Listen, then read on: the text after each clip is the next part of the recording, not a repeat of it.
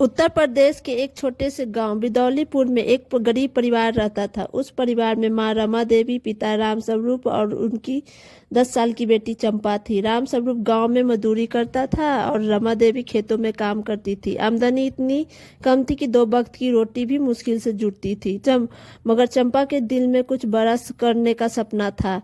चंपा बचपन से ही पढ़ाई में तेज थी। गांव के सरकारी स्कूल में वो हर कक्षा में अव्वल आती। उसके गुरुजी अक्सर कहते, ये लड़की एक दिन बहुत नाम कमाएगी। लेकिन गरीबी उसकी राह में दीवार बनकर खड़ी थी।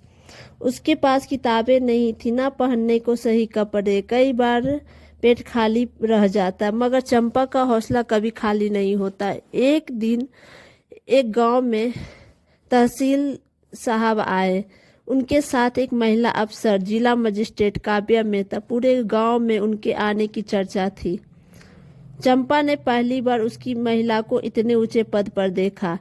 वह उनके आत्मविश्वास और वाणी में इतनी प्रभावित हुई कि वहीं से उसने ठान लिया कि माँ, मैं भी एक दिन डीएम बनूंगी।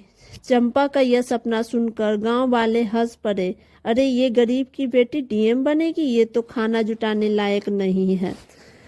मगर रमा देवी ने चंपा का हौसला बढ़ाया। बिटिया, अगर तू ठान ले तो पहाड़ भी झुक सकता है। मगर मुश्किलें बढ़ती गई। 10वीं की पढ़ाई के बाद राम स्वरूप बीमार पड़ गया।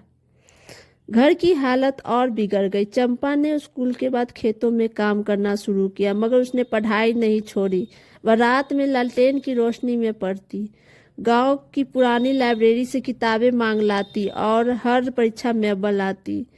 12वीं कक्षा में उसने पूरे जिले में टॉप किया। उसने मेहनत रंग लाई। उसे एक प्रतिष्ठित एनजीओ में छात्रवृत्ति मिली, जिससे वह शहर के एक अच्छे कॉलेज में दाखिला ले सकी।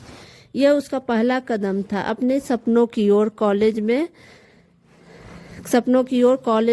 चंपा ने आईएएस की तैयारी की, मगर उसे शहर की चकाचौंध, तेजी और अंग्रेजी की भाषा से डर लगने लगा।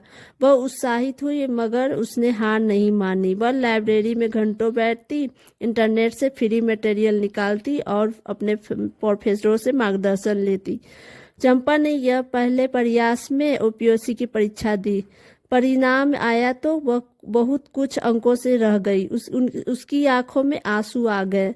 उसके माता पिता भी निराश हो गए, मगर चंपा ने खुद को संभाला। मैं फिर कोशिश करूंगी, उसने खुद से कहा कि दूसरे प्रयास की तैयारी। इस बार उसने अपनी कमजोरी को पहचाना और अंग्रेजी इंटरव्यू पर ध्यान दिया, और उसने शहर में काम करने के लिए एक ट्यूशन भी पकड़ ली, ताकि कुछ पैसे कमा सके और किताबें खरीद सके।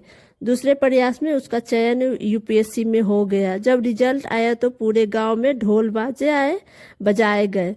मीडिया वाले बिदौलीपुर पहुंच गए। गरीब मजदूरी की बेटी बनी आईएएस अफसर, ये हेल्पलाइन अखबार में छपी। जब चंपा का चयन डीएम के रूप में हुआ और उसकी पहली पोस्टिंग उसी जिले में हुई जहां से उसने सपना देखा, तो वो काव्या मेहता की तरह अब खुद लोगों के सामने मिसाल बन गई थी। डीएम चंपा जब पहली बार अपने गांव लौटी तो लोगों की आंखों में नम थी। वही लोग कभी उसका मजाक उड़ाते थे, अब गर्व से कहते, हमारे गांव की बिटिया है चंपा।